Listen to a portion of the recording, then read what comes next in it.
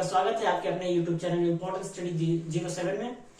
दोस्तों, आज हम एक वीडियो के साथ आए हैं हिस्ट्री का, जो कि काफी इम्पोर्टेंट है और काफी लंबे समय के बाद आ रहे हैं, क्योंकि बीच में मैंने बताया था कि घर की मरम्मत हो रही थी, फिर उसके बाद सामान शिफ्ट करना था और फिर ये बोर्ड अच्छे से लगाना था, इसलिए मैं इस पे ज्यादा फोकस नहीं कर पा रहा था। आज मैं एक वीडियो लेकर आया हूँ इल्तुतमिश का। मिडावल हिस्ट्री का सबसे इम्पोर्टेंट वीडियो है, इससे एग्जाम में बहुत ज्यादा क्वेश्चन पूछे जाएंगे। इससे पहले मैंने पढ़ाया है आपको आराम शाह के बारे में। ये गुलाम वंश चल रहा है, इस टाइम गुलाम वंश चल रहा है। अब गुलाम वंश में मैंने कुतुबुद्दीन ऐबक को समाप्त कर दिया पढ़ के, फिर उसके बाद आराम शाह को मैंने समाप्त कर दिया पढ़ के। अब बारी है इल्तुतमिश की बारी। अब की बारी इल्तुतमिश की बारी। अब हम इनको पढ़ने वाले हैं, ठीक है। अब देखिए इल्तुतमिश आखिर भारत में आते कैसे हैं और ये शासन कैसे स्टार्ट करते हैं करना, इनके बारे में जानते हैं। और अपने वीडियो को, लेक्चर को स्टार्ट करने से पहले मैं आपको एक आपसे हम्बल रिक्वेस्ट करना चाहता हूं कि मेरे वीडियो को ज्यादा से ज्यादा शेयर करिएगा, सब्सक्राइब करिएगा और लाइक कमेंट आपसे बहुत ज्यादा विनती है कि करिएगा प्लीज, क्योंकि आप ही लोग का सपोर्ट मुझे आगे ले जाएगा। आप लोग का सपोर्ट, मोटिवेशनल जो चीजें हैं आप लोगों की, वो मुझे प्रेरित करेगी, ठीक है। इससे मुझे आप लोगों से बहुत ज्यादा उम्मीद है कि आप मेरे वीडियो को ज्यादा से ज्यादा लोगों के बीच में शेयर करेंगे। चलिए ठीक है, स्टार्ट करते हैं इल्तुतमिश के बारे में। आखिर इल्तुतमिश भारत क्यों आया?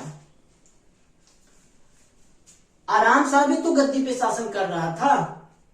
आराम शाह, कुतुबुद्दीन ऐबक के मरने के बाद जब आराम शाह आया तो दिल्ली में खलबली मच गई। दिल्ली में खलबली मच गई। इसका कारण यह है क्योंकि आराम शाह जो था वो एक अच्छा शासक नहीं था, वो अयोग्य शासक था। वो अच्छे से शासन कर ही नहीं पाता था, क्योंकि ये गुलाम वंश का असली काम जो था वो अपने धर्म को प्रचार प्रसार में आगे बढ़ाना और व्यापार करना, इन लोग का असली मकसद यही था। लेकिन जो आपका आराम शाह था वो अच्छे से काम नहीं कर पाता था। अब इल्तुतमिश को बुलाने का कारण यह हुआ कि जो दिल्ली में बैठे सरदार थे, जो आराम शाह के दरबारी थे, उन्होंने एक पत्र लिखा इल्तुतमिश को पत्र लिखा, बोला कि आपसे हम्बल रिक्वेस्ट है इल्तुतमिश जी कि आप भारत में आइए और शासन करिए, गद्दी को संभालिए। ये पहला ऐसा शासक है जो कि इसको रिक्वेस्ट से बुलाया गया है। इसको बुलाया गया है भारत में कि आइए आप भारत में शासन करिए। तो इससे पहले मैं आराम शाह के बारे में बता चुका हूं, वो डिस्क्रिप्शन में डाल दूंगा, उसको जाके आप देख लीजिएगा। फिर हम केवल इल्तुतमिश के बारे में बात करेंगे। जब ये भारत में इल्तुतमिश आया तो इसने सबसे पहले आक्रमण किस पे किया? आराम शाह पे किया। आराम शाह पे करने के बाद उसको मार के अपने गद्दी पे बैठ गया। कहा जाता है ना कि ये इल्तुतमिश एक योग्य शासक था। इसके पास एबिलिटी, योग्यता थी उसकी। क्या थी? इसके पास बहुत सारी नॉलेज था, योग्यता था, इसलिए इसको बुलाया गया। ये बहुत चतुर इंसान था, तेज था, ठीक है। अब भारत में तो आया, आराम शाह को मारने के बाद ये गद्दी पर बैठ गया।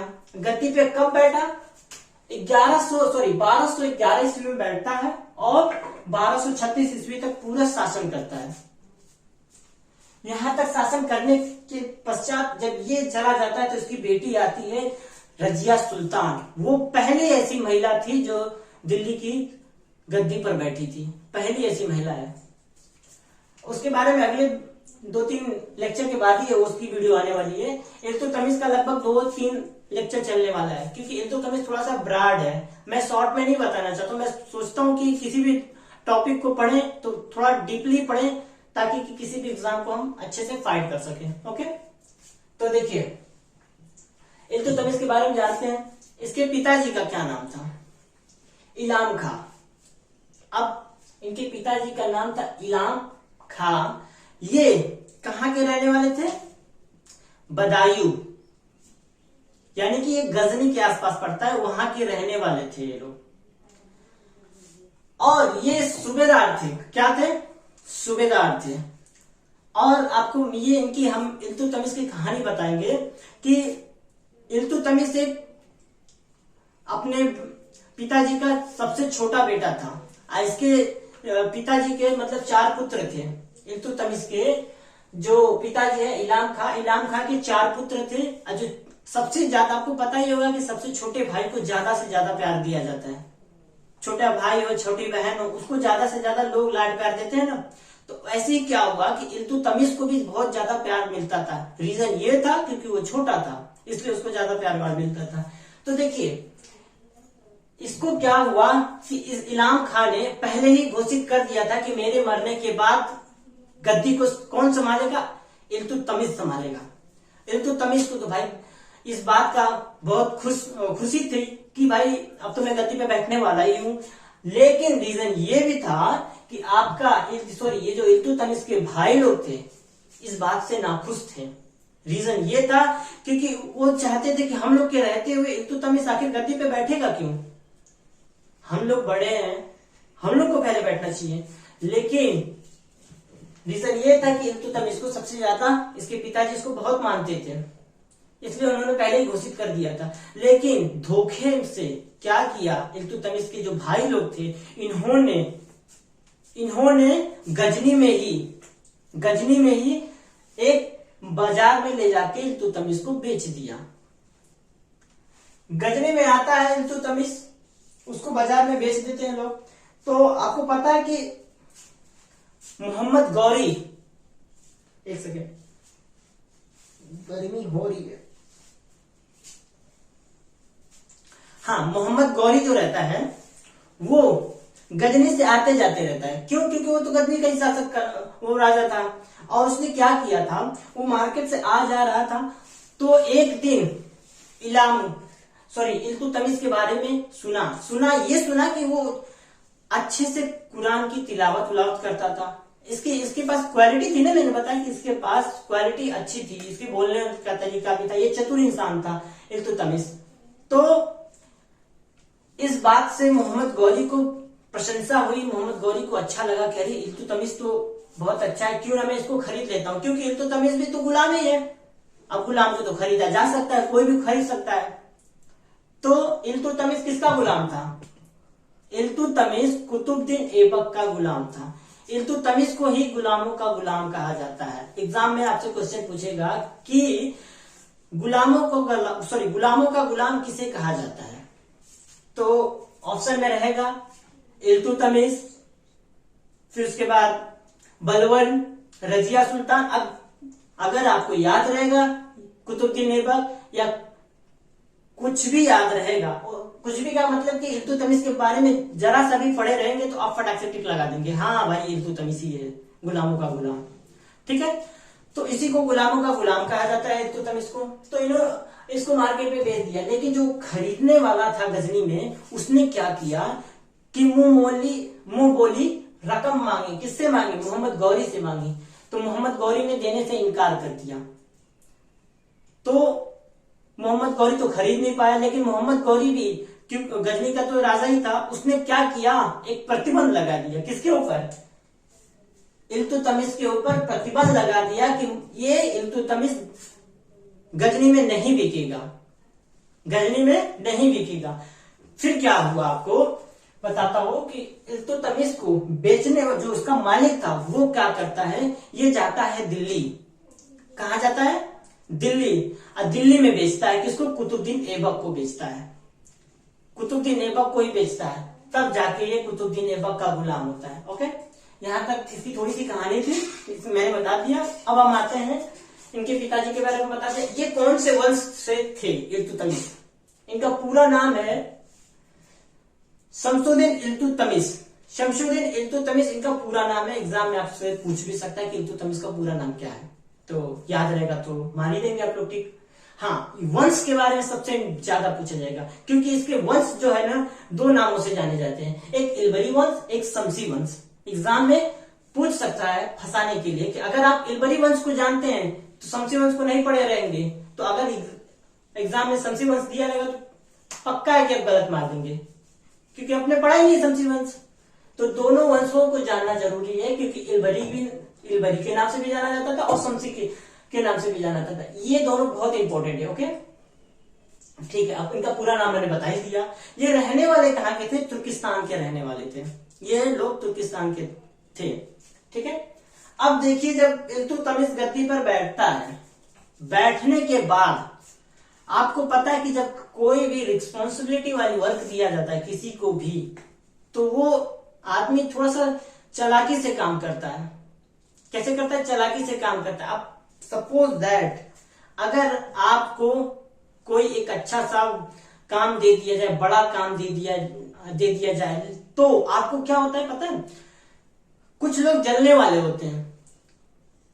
तो इसके भी इल्तुतमिश के भी क्या थे? जलने वाले थे। जलने वाले थे मतलब शत्रु जिसको बोला जाता है। इसके दो दुश्मन थे, यल्दौज एक कुवाचा। ये दो इल्तुतमिश के शत्रु थे। अब बता देते कि ये जो रिस्पॉन्सिबिलिटी वाली वर्क होती है उन्हीं को दिया जाता है जो उस योग्य होते हैं। लेकिन इतना भी आसान नहीं होता है किसी काम को करना। अगर बड़े काम, अगर सपोज दैट अगर आपको प्रधानमंत्री ही बना दिया जाए तो क्या पद संभालना आसान है? नहीं, क्योंकि जितनी बड़ी वर्क दिया जाएगा, जितना बड़ा पद दिया जाएगा, उतने ही ज्यादा वर्क होते हैं, उतने ही ज्यादा काम होते हैं। तो वो काम अपने ऊपर प्रेशर रहता है। ठीक है।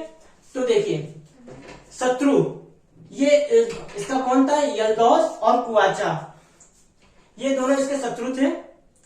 और उसके बाद जब यल्दौज को पता चलता है कि इल्तुतमिश दिल्ली का सुल्तान बन चुका है, तो यल्दौज बोलता है कि है इल्तुतमिश, तुमको मेरे नाम का खुतबा पढ़ना पड़ेगा। खुतबा का मतलब होता है कि हर शुक्रवार के दिन एक खुतबा पढ़ाया जाता है। ठीक है। खुतबा में मोहम्मद साहब की बातें बताई जाती है, कुछ चीजें ऐसी सी अच्छी सी चीजें बताई जाती है। ठीक है। तो यल्दौज ने खुतबा में उसका नाम, यल्दौज ने बोला कि मेरा नाम लेना पड़ेगा खुतबा में। तो इल्तुतमिश भाई चालाक था।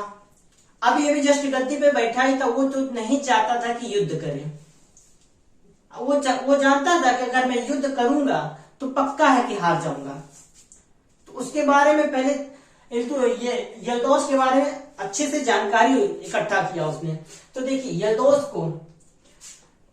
यल्दौज की बातें मान लिया। किसने मान लिया? इल्तुतमिश ने कि हाँ ठीक है, मैं आपके नाम का खुतबा पढ़ लूंगा। ओके, ये कहा इल्तुतमिश ने। लेकिन यल्दौज के ऊपर ख्वारिज्म के शासक जिनका नाम था अलाउद्दीन मोहम्मद, इन्होंने उनके ऊपर अटैक कर दिया। किसके ऊपर? यल्दौज के ऊपर।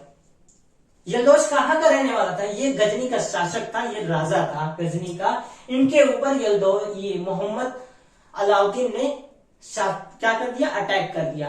अटैक तो कर दिया, लेकिन पूरी तरह से हार गया, पराजित हो गया। जब ये पूरी तरह से पराजित हो जाता है, तब यल्दौज को लगता है कि मैं अब पावरफुल हो चुका, और भी मैं क्यों ना इल्तुतमिश से युद्ध करूं। तो क्या होता है?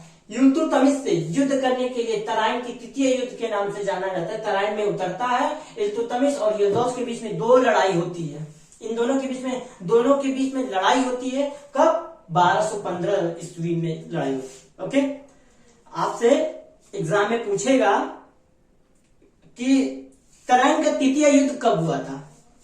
तो तराइन की तृतीय युद्ध जो कि 1215 ईस्वी में हुआ है, किसके बीच हुआ है? इल्तुतमिश और यल्दौज के बीच में हुआ है। ये हुआ।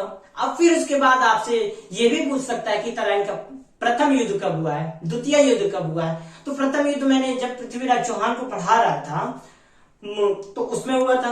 अभी मूवी निकली हुई है पृथ्वीराज चौहान का, अक्षय कुमार एक्टर है, बहुत अच्छी मूवी है, मैंने भी देखा। तो उसमें तराइन की प्रथम युद्ध जो होता है 1191 ईस्वी में होता है, फिर 1192 ईस्वी में भी होता है। तो उसमें 92 में मोहम्मद गौरी जीत जाता है और प्रथम में हार जाता है। तो देखिए, ये रही इल्तुतमिश। इसमें क्या होता है? इसमें यल्दौज देखिएगा क्या होता है, हार जाता है, इसमें यल्दौज हार जाता है। जब यल्दौज हार जाता है तो एक कुवाचा भी रहता है। कुवाचा पता है कहां का, सिंध मुल्तान का गवर्नर था। उसने भी इल्तुतमिश को लेटर लिखा था कि आपको मेरे नाम का भी खुतबा पढ़ना पड़ेगा। किसने लिखा था? कुवाचा ने इल्तुतमिश को एक पत्र लिखा था, उसमें बोला था कि आपको मेरे नाम का खुतबा पढ़ना पड़ेगा।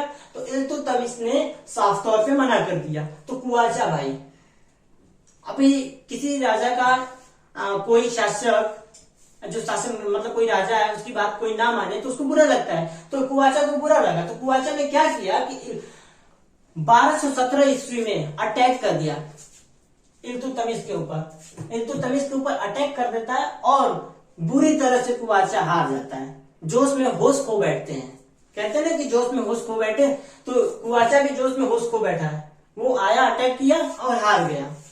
ये रही अभी इल्तुतमिश की, मैंने बताया कि इल्तुतमिश का 2-3 लेक्चर चलेगा। आज के लिए बस इतना ही रहने देता हूं। इसके बाद आपका आएगा चंगेज खां, जो कि दुनिया का सबसे खतरनाक शासक, उसके बारे में हम पढ़ेंगे अगले वीडियो में। उसमें चंगेज खां के बारे में बताएंगे उसने कैसे क्या किया। फिर उसके बाद हम एक और लेक्चर रहेगा इल्तुतमिश का, उसके बाद हम इल्तुतमिश की सारी वीडियोस खत्म करने के बाद हम पढ़ेंगे रजिया सुल्तान के बारे में। तब तक के लिए नमस्कार। हाँ, शेयर करना ना भूलिएगा, शेयर करिए, सब्सक्राइब करिए, आपसे यही विनती है।